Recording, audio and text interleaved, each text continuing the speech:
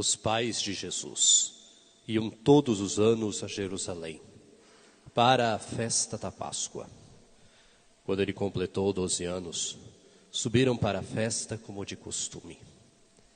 Passados os dias da Páscoa, começaram a viagem de volta, mas o menino Jesus ficou em Jerusalém, sem que seus pais o notassem. Pensando que ele estivesse na caravana, caminharam um dia inteiro. Depois, começaram a procurá-lo entre os parentes e conhecidos. Não o tendo encontrado, voltaram para Jerusalém à sua procura. 3 dias depois o encontraram no templo. Estava sentado no meio dos mestres, escutando e fazendo perguntas. Todos que ouviam o menino estavam maravilhados com sua inteligência e suas respostas. Ao vê-lo, seus pais ficaram muito admirados e sua mãe lhes disse: Meu filho, por que agistes assim conosco? Olha que teu pai e eu estávamos angustiados à tua procura.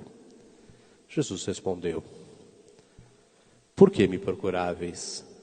Não sabeis que devo estar na casa de meu pai? Eles, porém, não compreenderam as palavras que lhe disseram. Jesus desceu então com seus pais para Nazaré, e era-lhes obediente.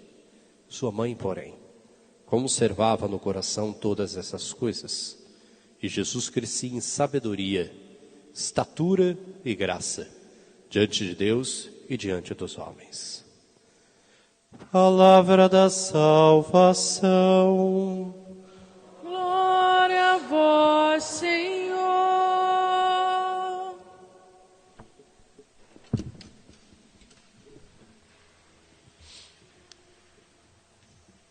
Caros irmãos e irmãs, celebramos ontem o dia do Natal do Senhor e hoje, neste domingo, dentro desse período chamado a oitava de Natal, nós celebramos este domingo da Sagrada Família de Jesus, Maria e José. Gostaria de lembrar algo que está nas Escrituras, né? Quando nos diz São João que Deus é amor. São João dá essa definição do Deus vivo. E esse Deus que é amor é um Deus uno e trino, né, nas 3 pessoas divinas, Pai, Filho e Espírito Santo. Ontem mesmo, na missa de Natal, tendo o Evangelho sido o começo do Evangelho de São João, onde fala que no princípio é a palavra estava com Deus, a palavra era Deus e essa palavra se encarnou.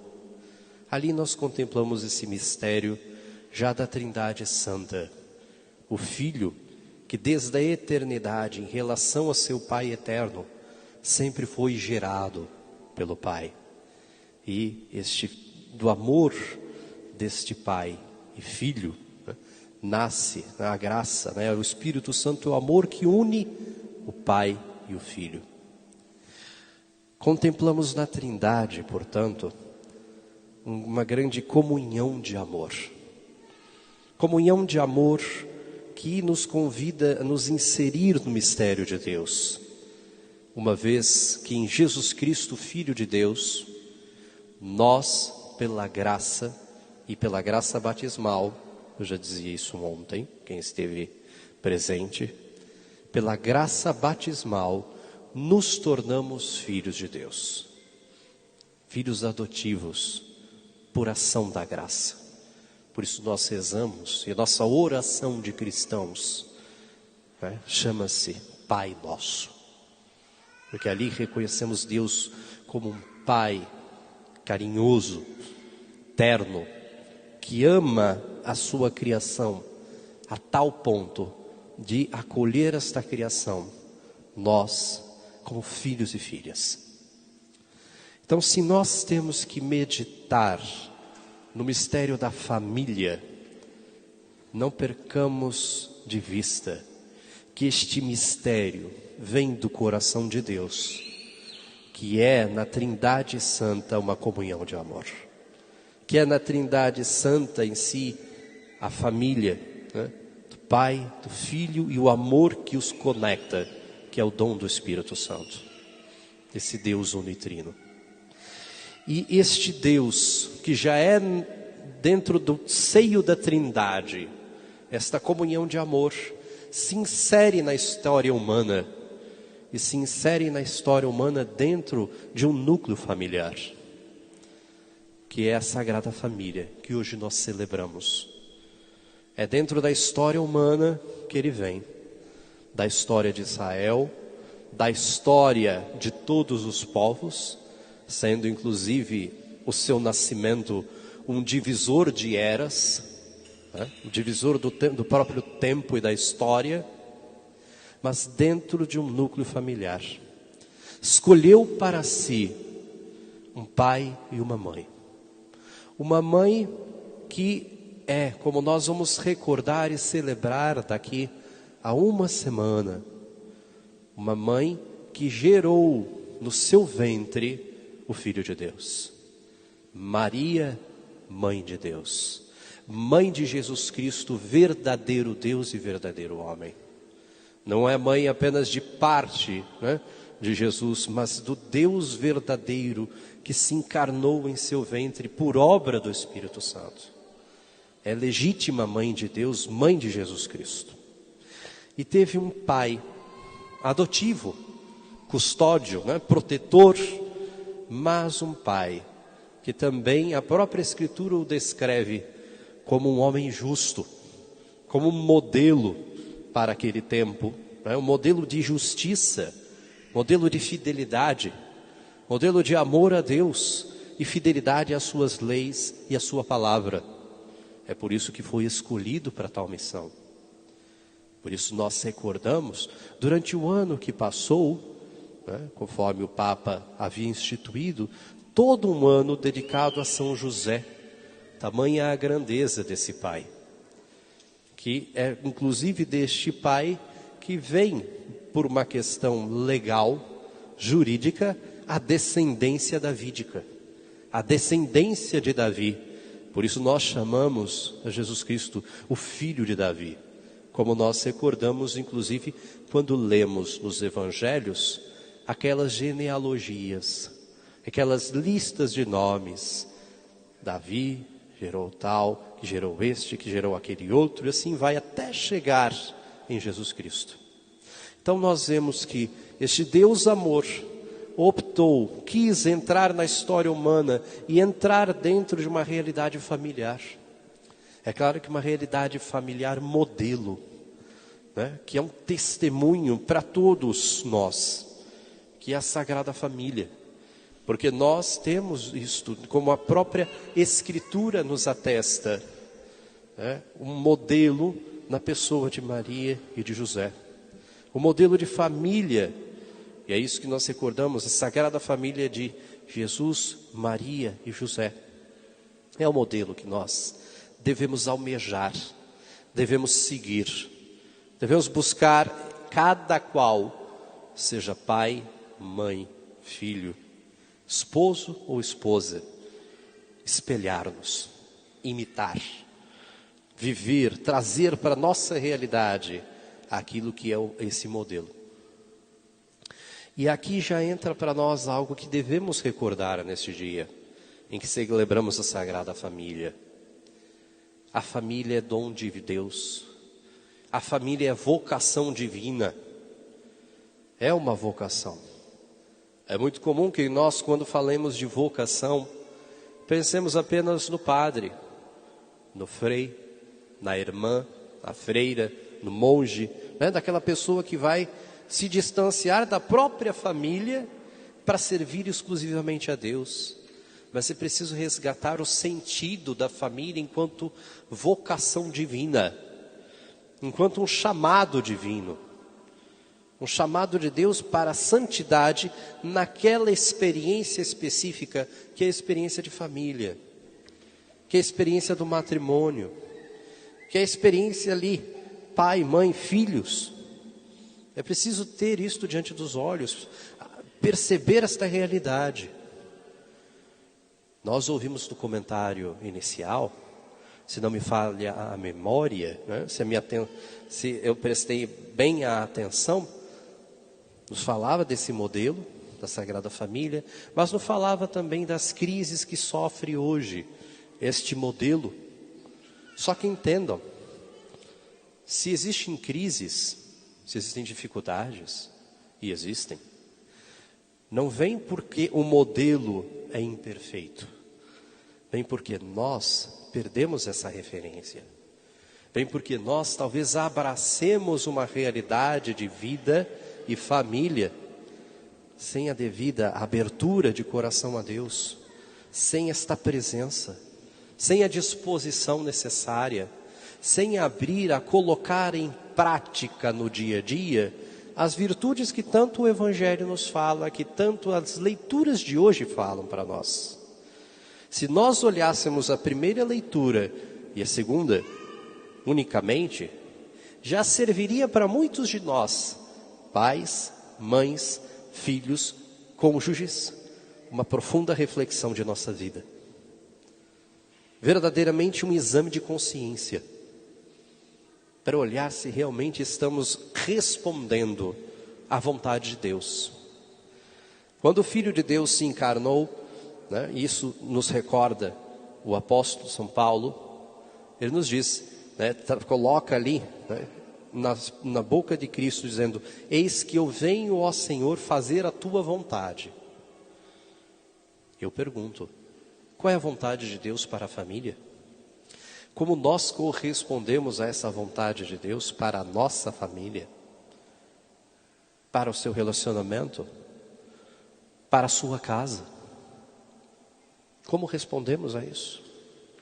E aqui está, como eu disse, a medida pela qual nós poderíamos refletir e olhar para nós mesmos, tendo a própria palavra de Deus como um exame de consciência. O modelo nos é dado, como eu disse, quando olhamos a Sagrada Família. Mas aquilo que eles viveram, e recordemos que os evangelhos narram apenas algumas atitudes, falas, alguns trechos, um pouco do que viveu esta Sagrada Família, então não nos traz tantas informações quanto talvez nós gostaríamos que tivéssemos. Mas se nós olharmos toda a tradição bíblica anterior, tudo aquilo que nós ouvimos, inclusive, como eu disse, neste dia, teríamos muito a refletir, e inclusive a reconhecer, se Maria, José, com o menino são modelo de família, é porque em sua vivência existiram estas virtudes, existiram isto que nos fala a palavra de Deus hoje, isto que nos falam as leituras hoje. E aqui vale apenas refletir e trazer um pouco para nós. Primeiramente, a relação dos pais e filhos, que já vai incomodar muita gente. Deus honra o pai nos seus filhos, confirma sobre eles a autoridade da mãe. Quem honra seu pai alcança o perdão dos pecados e evita cometê-los, e será ouvido na oração cotidiana. Quem respeita sua mãe é como alguém que ajunta tesouros. Quem honra seu pai terá alegria com seus próprios filhos, e no dia que orar será atendido. Terá vida longa. Quem obedece ao pai é o consolo de sua mãe. Ampara teu pai na velhice e não lhe cause desgosto quanto vive, mesmo que perca a lucidez. Seja compreensivo e não humilhes. Aqui, se nós olharmos bem, o objeto de reflexão, ou aqueles que se colocariam, né, em reflexão, em exame de consciência diante dessa palavra, seríamos cada um de nós na nossa condição filial. E aqui eu não falo apenas os jovens, mas eu poderia colocar muitos adultos, que talvez, se olharem sua história de vida familiar, tenham muito a reconhecer que falharam na vivência de família, na vivência de filhos e filhas, até que tivessem a independência e fossem criar a sua família. E até eu gostaria de questionar: aquilo que tanto muitos de nós repreendíamos, não aceitávamos nos nossos pais e mães, quantas vezes repetimos nós mesmos com os nossos filhos? Quantas vezes somos um reflexo disso? Então olhemos essa palavra de Deus que nos chama assim a um reconhecimento dessa dádiva paternal e maternal, mesmo com suas falhas, né? Reconheçamos que pai, mãe, filhos, todos têm suas falhas. É por isso que depois na segunda leitura, também o autor da segunda leitura vai colocar ali que tenhamos misericórdia uns com os outros, no sentido de perdoar mutuamente o pai, a mãe, os filhos. Não é? Porque nesta realidade frágil do ser humano, com essa tendência ao pecado, muitas vezes é ali, no coração da família, que nós nos deparamos com nossos maiores erros, pecados, e que às vezes é necessário um ajuste de nossa vida para melhor testemunhar a própria fé e vivê-la. E não repetir quando é o nosso momento de ser pai, mãe, de ser cônjuge, esposo e esposa. Por isso que eu perguntei, quantos repetem os erros que viram no passado? Quantos ciclos se repetem? Quase um vício, uma bola de neve, né? Ainda, se tornando maior. Que a graça de Deus nos auxilie para romper com isso, sabendo que existem sim falhas, mas honra teu pai e tua mãe, é um mandamento. Tenha a caridade e a misericórdia necessária. Sabendo, é claro, que tem um detalhe. Acima do pai e da mãe, aqui na terra, existe um pai eterno. Existe uma mãe de Deus. Né? E aquilo que eu faço ao meu pai e minha mãe, eu devo fazer, sem dúvida nenhuma, com todo respeito, amor, mas também devo obediência a um outro pai, que é um pai celeste.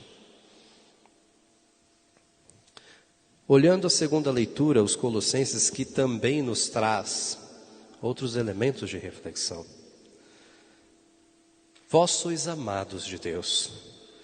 Então, já colocamos algo aqui. Portanto, somos amados por Deus.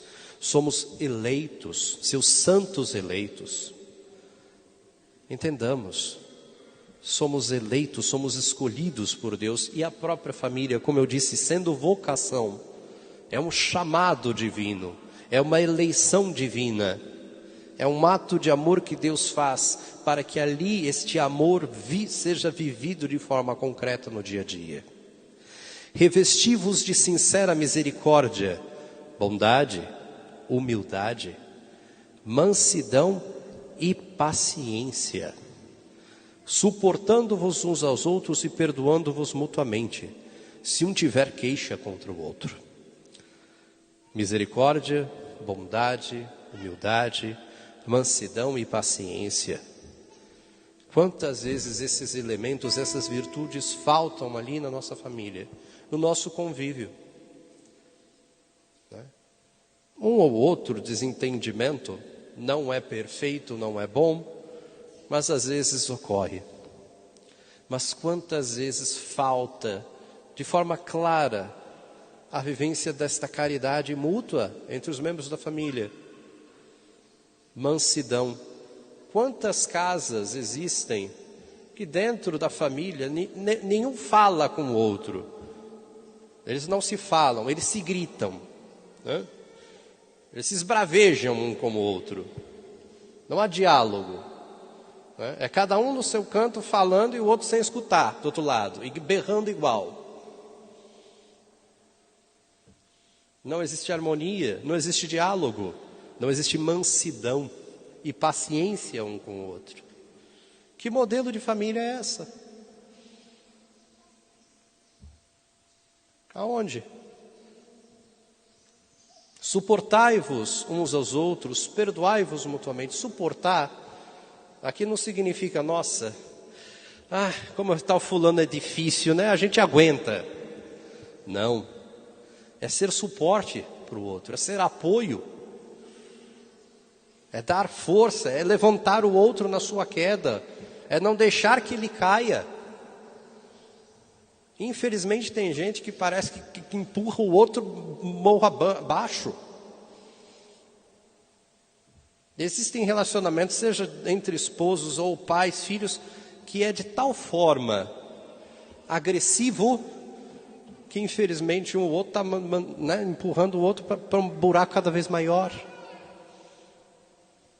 Não existe diálogo, existe acusação apenas, ofensa.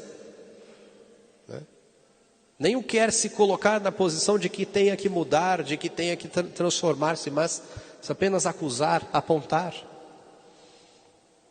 De que adianta isso? Em que leva isso? Que fim leva isso?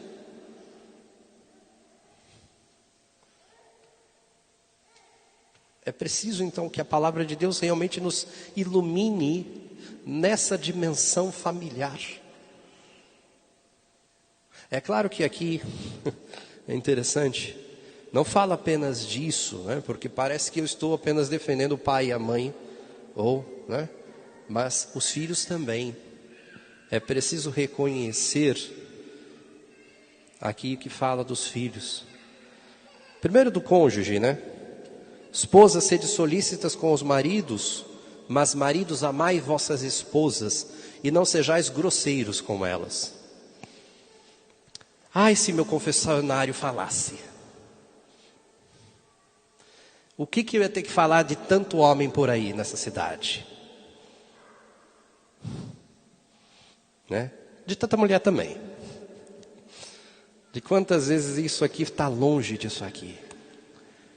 A forma como se relacionam, como se tratam. A competição que cada um vive com o outro. Para ver quem é maior, quem manda mais, quem grita mais alto. E não apenas na agressividade clara e explícita, mas quantas vezes o abuso é psicológico, emocional, que vai desgastando pouco a pouco um ao outro. E abuso que se reflete na vida dos filhos, que embora a palavra de Deus também nos chame novamente à obediência aos pais, mas também diz aos pais, não intimideis vossos filhos para que não desanimem. Quantos pais oprimem no sentido claro os seus filhos, nunca recebem uma palavra de incentivo, só uma cobrança, só insulto. Nunca está bom o suficiente. Mas por que você não fez tal coisa? Né? Quantas vezes recebemos de Deus essa graça? Quantas famílias receberam esse dom e não correspondem a ela? Porque vejam, não é mágica. Receber um sacramento, chegar no altar de Deus e casar-se, constituir família não é mágica. É sacramento. É disposição, é graça, mas uma graça que Deus concede conforme cada um vai dando seus passos. E por vezes falta de um lado ou de outro essa disponibilidade. Talvez por isso que entre naquilo que o comentário falava, tanta crise. Porque falta verdadeiramente de um lado ou outro essa disposição, essa abertura a viver essa realidade. Então peçamos a Deus a graça de viver esta realidade. Como eu disse, de primeiro olhar a palavra de Deus hoje. E que cada membro da casa assuma para si aquilo que lhe cabe. Porque aqui nesta leitura não se trata de olhar e falar, olha, você está errando nisso. Olha, eu estou errando nisso. Essa é a atitude correta. Eu como esposo, eu como esposa, eu como pai, eu como filho. E cada um faça a sua parte. Dê o passo necessário. E Deus corresponderá com a sua graça. É claro, como eu disse, como depende de mais de uma vontade, não é tão simples, não é tão fácil. É preciso abertura de coração de cada um dentro da família. Por isso que o modelo que nós trazemos, a Sagrada Família, é um modelo excelente e perfeito. porque a abertura à vontade de Deus estava presente na vida de cada um. Da bem-aventurada Virgem Maria, no seu sim. De São José, na acolhida do projeto de Deus, né, e na sua abertura à palavra, à lei de Deus. E do próprio Jesus Cristo, porque Ele é Filho de Deus, né, Filho do Altíssimo, e que entrou no mundo, repito, como nos dizia a palavra de Deus alguns domingos atrás: eis que vem o Senhor fazer tua vontade. A abertura à graça naquela família, em cada membro, é um modelo para nós. Abra o coração, perdoe mutuamente.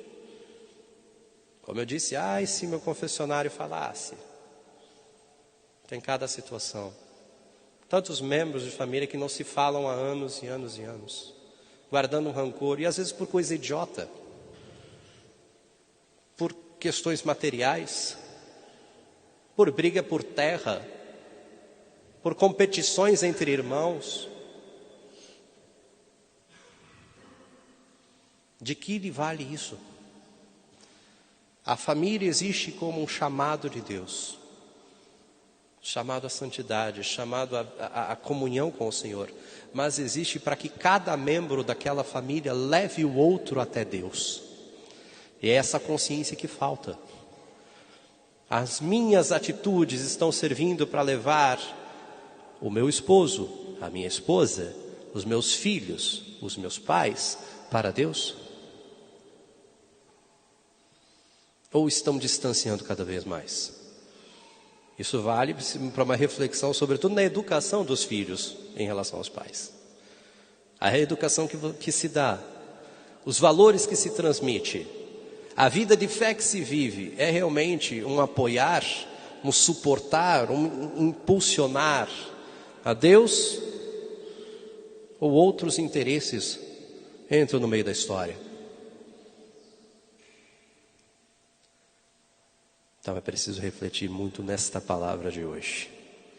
Eu poderia ficar aqui um tempão falando. Não é possível, né? Mas vale para que cada um olhe a palavra de Deus hoje na sua vida. Chegue na sua casa, tire um tempo, abra o aplicativo no celular, vê a liturgia diária, leia essa palavra, questione a sua vida, questione a sua família, a sua vivência de família. Coloque em prática e reze e coloque em prática. Peça a Deus a graça. Se você não é manso, peça a Deus. Se você não consegue perdoar, peça a Deus. Se é difícil a obediência, peça a Deus. Se é difícil o relacionamento esposo-esposa, peça a Deus essa graça. Reze. Reze e dê passos. Que as duas coisas têm que caminhar juntas. A vontade de Deus para nós, mas a nossa cooperação com essa vontade. Que Deus ilumine nossas famílias, portanto. Que possamos viver esse testemunho de fé a partir da família. Louvado seja nosso Senhor Jesus Cristo. Sempre seja louvado.